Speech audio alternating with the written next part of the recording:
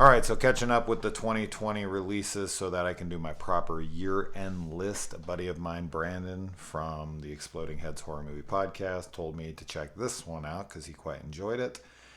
And this is Death of a Vlogger, which I personally wasn't a big fan of. So let's just get that out of the way really quick. I am a found footage fan.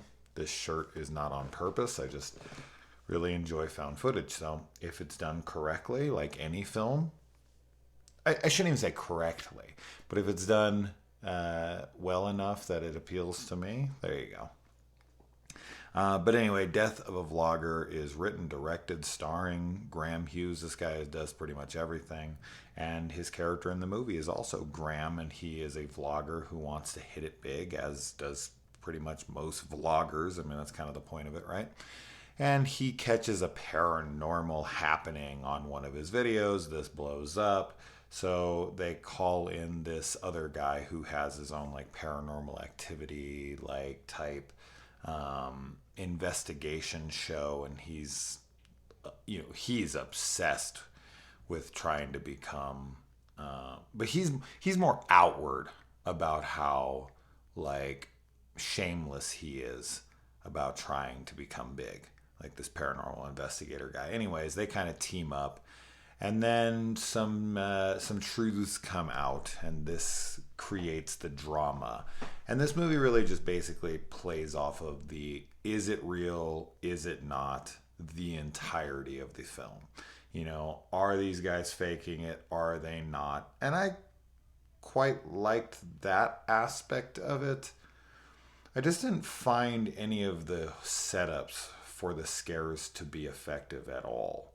I didn't like how that played out. Now, because the film does play with the maybe it's fake thing, I guess maybe that could work. Like maybe because it's fake, if it is, as I said, that question just gets passed back and forth throughout the whole damn thing. And it's very ambiguous with how it ends. So I think you can kind of figure out you're not getting that clear cut answer. So if it is fake, I guess maybe that would make sense of why things don't play out and work so well. But that doesn't matter because I'm there to watch it as a piece of entertainment, right?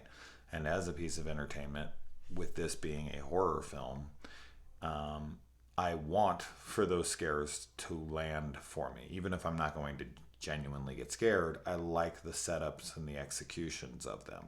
And that stuff didn't work. And the character stuff, this guy who's called in, the paranormal investigator guy, maybe he played the role well, honestly, because he's so unbelievably annoying and just fame obsessed. He wants so badly, but it's so over the top. It doesn't feel believable. But at the same time, like, I'm sure guys like this exist. But even if someone's real, even if a portrayal of a character is real, that doesn't mean it's entertaining, right? It doesn't mean it has to work just because I can sit there and be like, yeah, well, that's exactly how the guy is. I just did not enjoy my time spent with him, and I can pretty much say that about everybody in the film. I don't think the performances are bad. I would definitely wouldn't go there. I thought that actually was fairly well done. And I can see people critiquing that this is amateurish and all of that, but that's found footage. To me, that doesn't matter. How fucking amateurish does the Blair Witch feel? It feels one of the most amateurish of any of the movies that I've seen in that subgenre. And it's one of the best. So the amateur thing to me doesn't work. Lighting and like all this and that. The only thing you really need is decent or to good acting. Good, of course, great would be ideal. Great in the sense that you don't even notice they're acting because it's supposed to feel so real. And I feel like they do a fine job here. I just do think that some of them oversell it, and that might take me out of it a bit.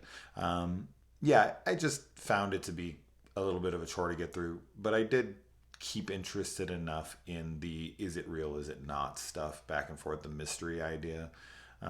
Which is fine. And I like that because that harkens back to something like a Lake Mungo, which is one of the best mockumentaries out there. So And that's pretty typical with these kinds of things. You got elements of tons of these found footage films in here as an inspiration, but at the end of it, I wasn't a big fan of it. So, not a recommendation from me, but it is a recommendation from Brandon. So you can choose who you're going to go with there. But it is on Prime, right? I think it's on Prime. So go check it out. Let me know. Adios.